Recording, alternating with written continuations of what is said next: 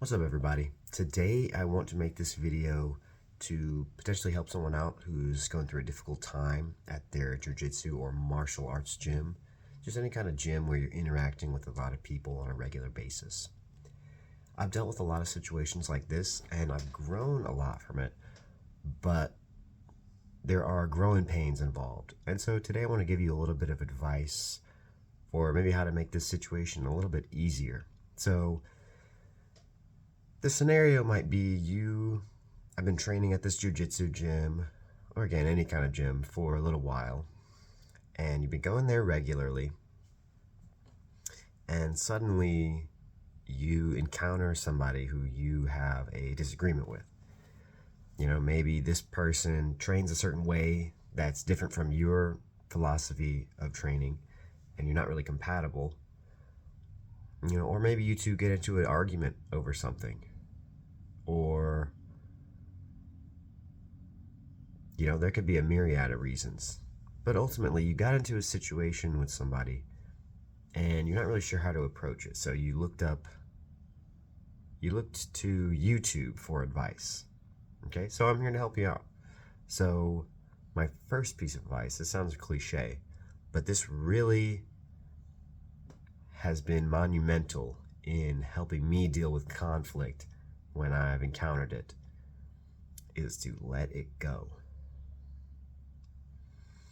You know, and I can feel you getting upset over that. Just let it go. But I'm obviously right.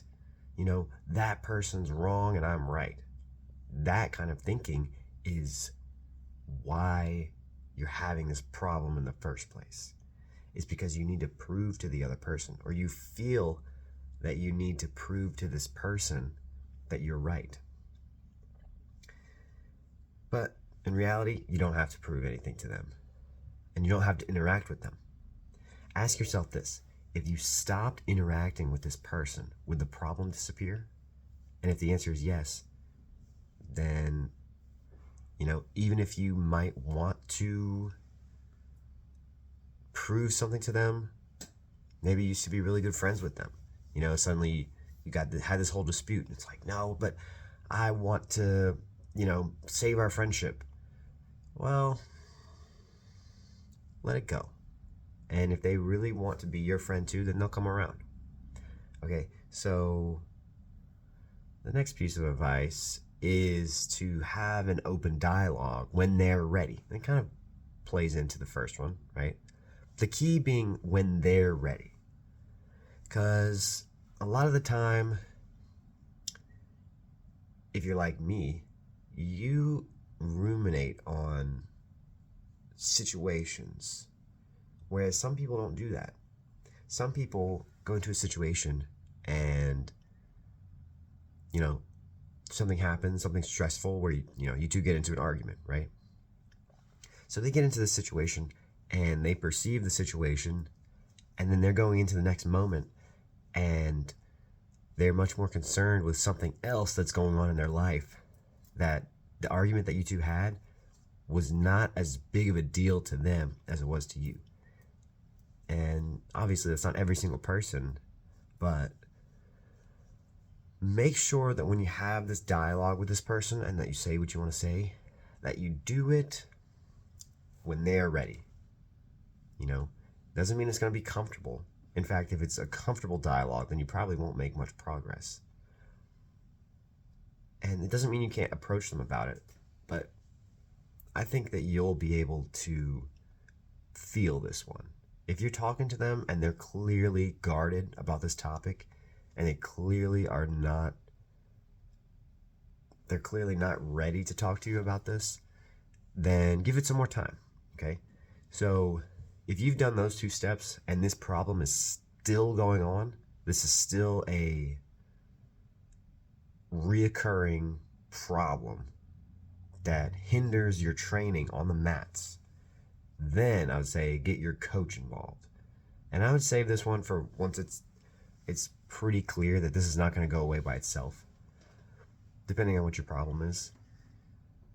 And for this one, remember that your coach is a person outside of jiu-jitsu. It is their job to keep the peace on the mats and to help everyone learn the best they can. But it's also not their job to be your therapist. They're your jiu-jitsu coach and not your therapist. So remember that. Just because you spend a lot of time with them and learn from them and you value their opinion doesn't mean that you need to spill all your beans to them, because they may not be equipped to actually help you with that. But perhaps they could help you come to some kind of agreement with this person, and they could, brokerage some kind of peace between you and them. So again, save that one for last, or second to last at least, which is if this situation is really boiled over and you try getting your coach involved, you try just not talking to them, you try talking to the person, you did all this stuff, and you're trying to do all these things, then I would advise you to take a break from training at your gym. And maybe find a new gym, It's okay to change gyms. And when you change gyms, you probably will feel like the people at your new gym aren't as good as the ones at your old gym. And that's okay. It's okay to feel that way. And it's okay to not do jiu-jitsu for a little while. If jiu-jitsu is causing you so much stress, it's okay to stop. You don't have to train jiu-jitsu for your whole life. Now, if you're prepping for a competition and you're stressed out from training, and you feel nervous or anxious over training for this competition, that's different. That's getting your body and mind prepared for competition. But if you are stressing over drama going on in your gym, it might be a good time to take a step back.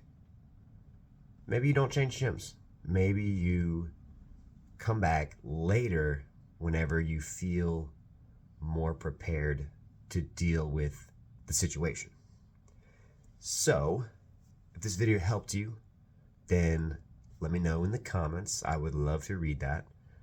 And this has been David Touye. Thank you for listening. Thank you for watching. And I will see you another day. Thank you.